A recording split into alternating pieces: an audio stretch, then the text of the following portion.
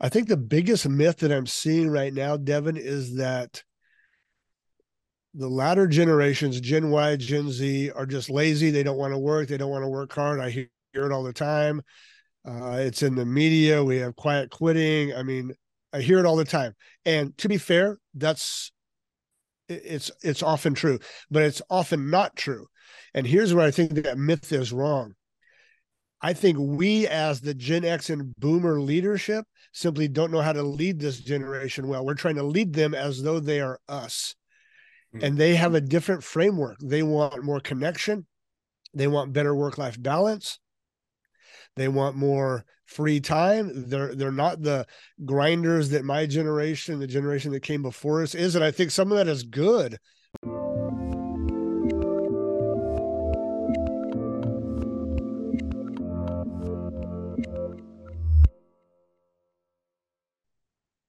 Hey everyone, this is Devin Miller here with another episode of The Inventive Expert. I'm your host, Devin Miller, the serial entrepreneur that's grown several startups into 7 and 8 figure businesses, as well as a founder and CEO of Miller IP Law, where he helps startups and small businesses with their patents and trademarks. If you ever need help with yours, just go to strategymeeting.com, grab some time with us to chat, and we're always here to help. Now, today we've got another great guest on the podcast, HR Huntsman. And HR, we're going to talk about a few things, including the intersection between culture and strategy, and also how to or get high-performing teams that are built around culture and business strategy, and then also looking at doing some creative or approaching conflict resolution with creativity and to solve those issues. So look forward to a great introduction. And with that much as an introduction, welcome onto the podcast, HR. Hi, Devin. Thanks for having me back. I really appreciate it. Absolutely. Excited to have you back on. And for those of you that haven't caught, HR was on our sister podcast, The Inventive Journey. So if you haven't had a chance to catch that episode yet, definitely encourage you to go check out HR's full journey. Now, for those in the audience that haven't had a chance to go fully check out your journey yet, maybe just take a minute or two to introduce yourself. Sure, I'd be happy to. So, started my first business when I was 28, grew it from scratch, from zero to very large over the course of that 25 years. When I retired a few years ago, we had 200 staff in 5 countries around the world working on all kinds of projects in third world countries, here in the States, after school programs, all kinds of humanitarian relief things. And what I learned from that, Devin, is I have a passion and a bit of a skill for developing teams and culture. And so after I retired, I couldn't stay retired. And so I started Leader's Edge. And Leader's Edge is dedicated to improving leaders' culture. We really focus on organizational strategy and organizational health. So every day of my life now, I work with young leaders, helping them build and scale their companies. Awesome. Well, definitely a great introduction and a great journey that you've been on. So now with that, now as we dive into a few of the topics at hand, I mean, I think on the one hand, you hear a good amount about culture within a business and within different industries, and yet it's also one of those probably a bit nebulous terms that everybody hears, and yet they're not quite sure what it means or what they should be considering. So maybe before we dive into a little bit of how you might set up culture and how that impacts a business, help us understand a little bit what does culture actually mean and what should people be considering when they hear that. Devin, that is a fantastic question. You're absolutely right. It is a bit nebulous and vague. And I actually get people in the Gen X and Boomer culture, they're actually reacting negatively to when we talk about culture, and they see it as placating everyone on the team until they're happy, making sure everyone's happy because they're all a bunch of whiners. And that's absolutely not what culture is. Culture is how you get a high performing team and how people feel about giving their very best to your brand. That's how we define it. How people feel about giving their very best to your brand is your culture. If people are checked out, disengaged, they don't care, they're underperforming, well, that's a disengaged culture. If you have high performance, high engagement, high productivity, high profitability, well, that's your culture. So how people feel about giving their very best to your brand is how we define culture.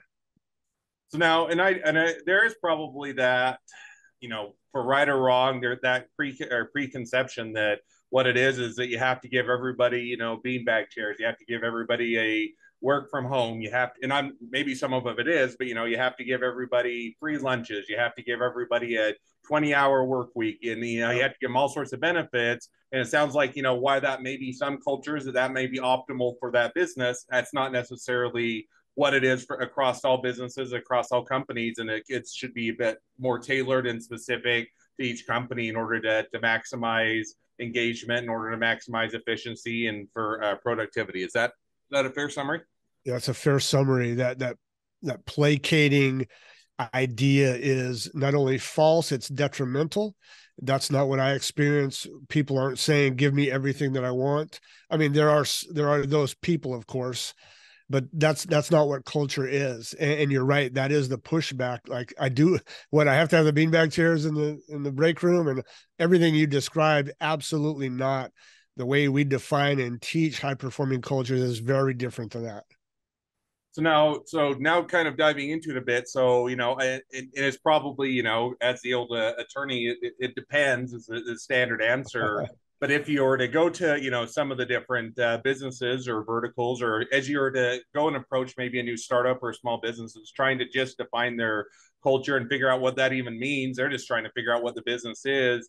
How do you go about kind of figuring out what that culture is, or how you might start to integrate that in with the rest of the business? Yeah, great question. In fact, most startups, most founders don't really think about designing culture. I like that you use that phrase. Culture just kind of happens to them, and they're victims of whatever their culture is, and they don't think about intentionally designing it. And we teach them to do just that. So while I guess it can depend, there are some key principles and fundamentals and foundational things to help create a great culture. So it's not just one size fits all, or it's not just happenstance. There are certain things every one of your listeners can do that is building a company they can do to intentionally increase the performance mindset of their culture. For sure, that's true. So now, maybe walk us through what are a few of those things that people might consider. How would you start to tackle this? And I'm sure my guess is, and you can correct me wrong, culture is probably going to be evolving as a business grows, as it changes, as it gets bigger, as it gets smaller, as it or adjusts in the marketplace. But how do you go about starting to? What are some of those ways that you start going about defining culture? For sure. Culture begins in your foundational statements. These are what we teach as your vision, mission, and value statements. When we sit down with founders, entrepreneurs, business owners, even if they've been in business for a while and they haven't built their foundations, we go back and help them do that. This is your mission statement, your vision statement, and your core values. And I know what some of your listeners are probably thinking right now. Oh, no, not another vision statement, preacher. Listen, if you don't have those identifying foundational understandings, you're not going to be able to build a great culture. This is who we are. This is who we hire. This is what we're about. We're going to hire people who believe what we believe. And that's really where the foundation of your culture begins. If you only hire people for a particular task or a skill, you're making a big mistake. So it begins with the foundation of who we are, what we believe, and we're going to surround ourselves with the kind of people who believe what we believe, and we'll go from there. So that's where it begins.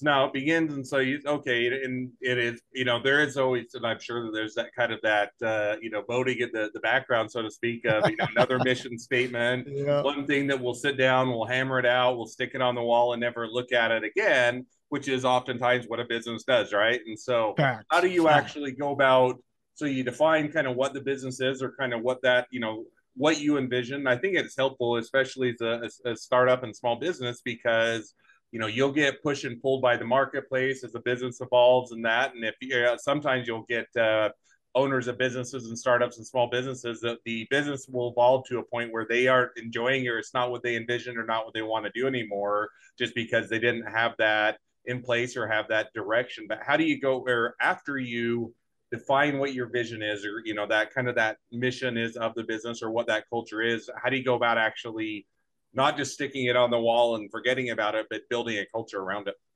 Gosh, Devin, you are so right. And we teach the exact opposite of just putting it up on a sign in your break room or in the front of, in your lobby. we call it making it operational. So all these things are operational. And so they're operational in your recruiting, interviewing, and hiring practices. So we take the vision, mission, and value statements, we make them live in how you select people, how you onboard, how you train. Again, all of the interviewing processes are built around core values, our brand values, what we want for our team. So we do make them very operational. They're in every single thing that we do. They end up being in our marketing strategy, our marketing funnel, all of our messaging that goes out in sales approach. I mean, everything we do, it begins with those foundational statements, and they come alive in every other part of the development and the scaling of the business. So maybe walk us through, kind of give us an example of kind of what that might look like, or kind of what people might see as they were to walk through that process. Okay, let's take core values. Core values can just be an arbitrary set of things that we believe or think we believe in. You know, integrity and honesty; those are two of the ones most picked on, and we teach it very differently. We teach core values are the who you're going to hire. I want you to define for me, Mr. Entrepreneur, the kind of people that you want to hang out with. What are they like? Or who on your team embodies the kind of culture you want to have? And we're going to copy and paste some of those traits, and those become our core brand values. And then we hire around those. We ask good interviewing questions. We onboard around those. Those become what I call as a filter of how we build our team. It's not an arbitrary, who has a pulse or who can make the widget. It is who is living out what we believe makes our team great.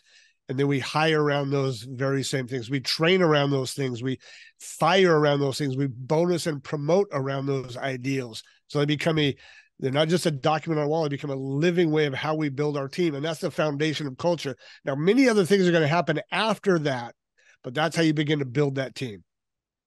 So now, and I think that makes sense to me in concept. Now, I'll maybe ask a follow-up question to that, which is, so now if I were to take that as an idea, if I were to describe the person, if I was the boss, and, especially if I wasn't or hadn't done a lot of hiring and was newer to doing, to running a business, I'd probably say, what kind of employee do I want? I want somebody to work or shows up, isn't late, get things done on time, works hard, doesn't complain a lot, doesn't need a lot of hand holding, which is going to describe basically every employee that everybody ever wants to hire, and yet doesn't really help to define that culture or really do that. So how would you help a individual that's not as accustomed to knowing what they want because they haven't gone through it as much? How would you kind of help them along that? Yeah, we get a lot more details than that. So we have what we call seat descriptions and avatars. So an avatar is the ideal person for that particular seat. And so the person you're looking for your backroom accounting is not the same type of person you're looking for sales or marketing. Those are two different personalities.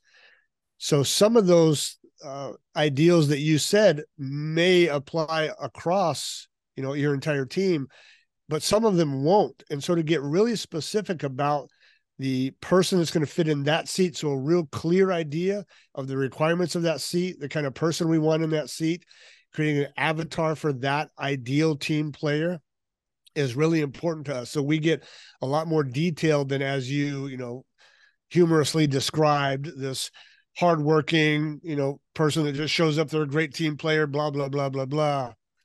Some of those things are true, but just saying those traits isn't enough. It's learning how to interview for the key traits that you want. It's not just saying we want a team player, or a hard worker, or someone who's punctual.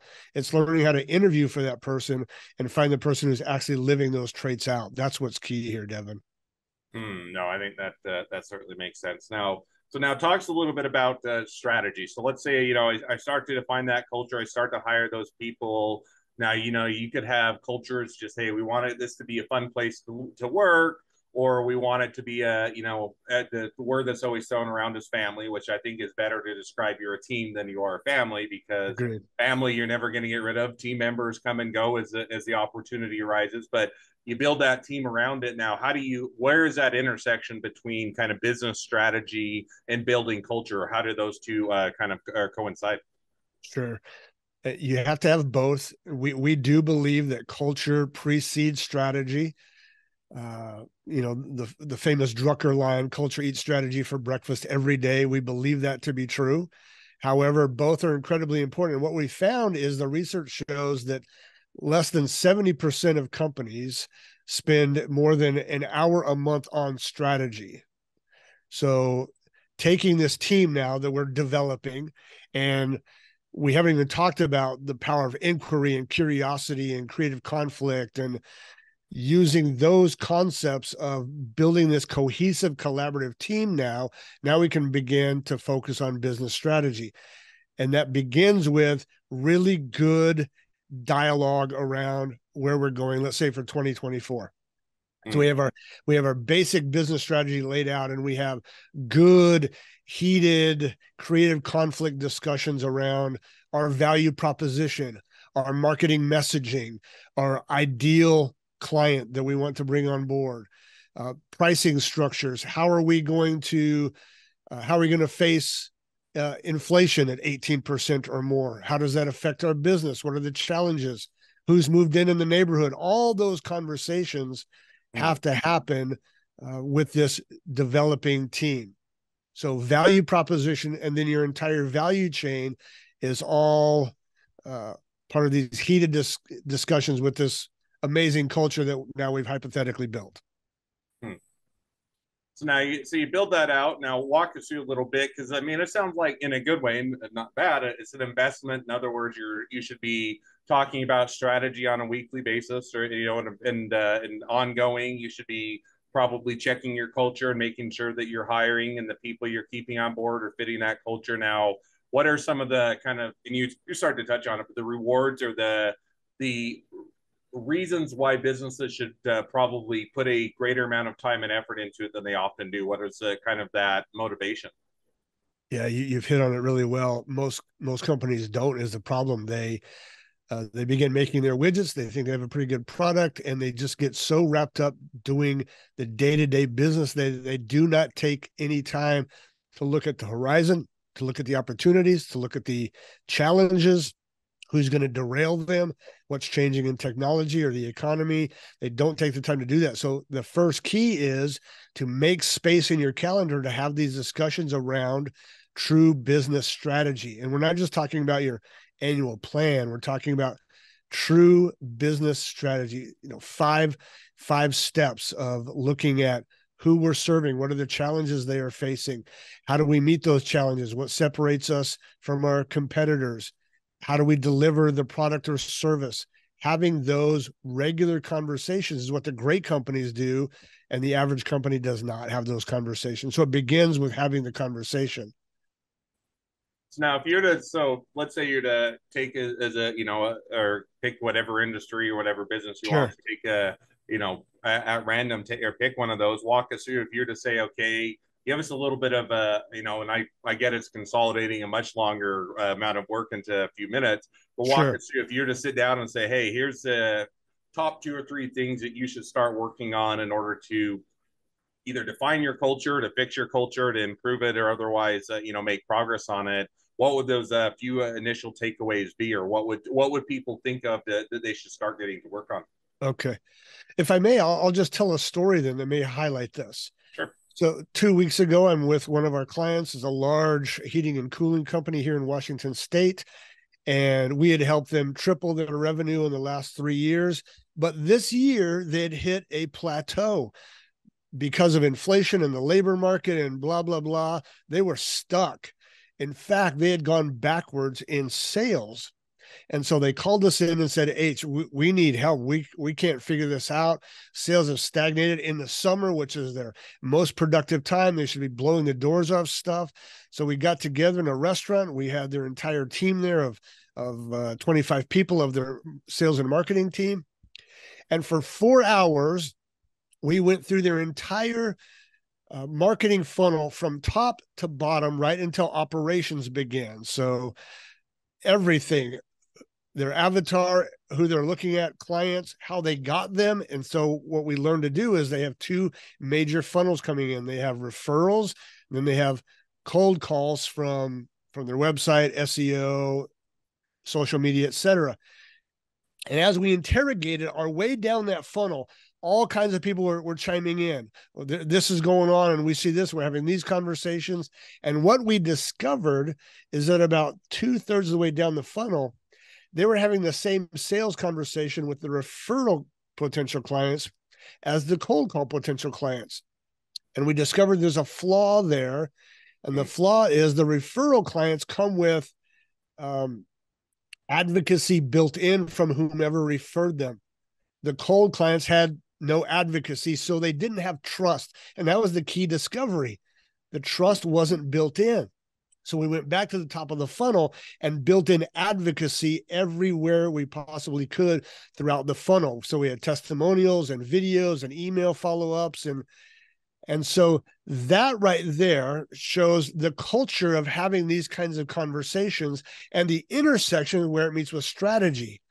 So the strategy then was we put in, like I said, the more videos, the testimonials, and Devin, in 2 months, they've gone from an 11% conversion rate with that cold side of the funnel to a 60% conversion rate because they had the guts to sit down, take the time, have the heated conversation, discover what was a blind spot, and then make the strategic changes so they could approach those clients differently. So right there is a good picture of where culture and strategy meet for a huge win for them.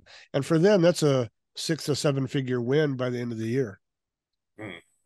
So now and I think that's a great example and a helpful walkthrough. Now maybe ask one follow-up question, Sure. which is, Yeah.